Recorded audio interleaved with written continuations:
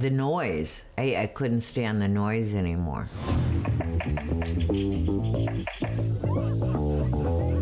I just never thought it would happen. It was really loud. It would either wake me in the morning or, I'd go to the window and hit on it and yell at it. I'd go out to try to scare the thing away, but it'd come back 15, 20 minutes later.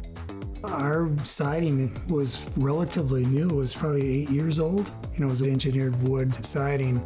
The siding's not that old, and now we're gonna have to replace some of it. And then on top of it, will the woodpeckers continue to do the damage on new siding? Oh. So it was kind of a low point in the sense that, oh my gosh, now we're gonna deal with this. It's just another thing, maintenance on a home that you didn't expect to do. Our son is the contractor that actually came out. The initial conversation was my dad had approached me wanting to know how to take care of the woodpecker problem. I walked around with my dad and there were woodpecker holes on the north side of the house, the south side of the garage, and that was all on the engineered wood that was there. It would work on the same hole over many times, and then eventually in this very center would go all the way through. We decided to use Hardie fiber cement because of the woodpecker issues.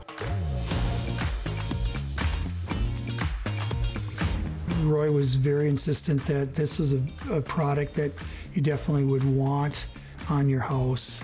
It would look as good or better than the siding that we had on, but the nice thing about it is woodpeckers would not be attracted to it. I would definitely recommend Hardie fiber cement to anyone. It looks beautiful. I think it's definitely going to take care of the problems, and we'll be living here for a few more decades.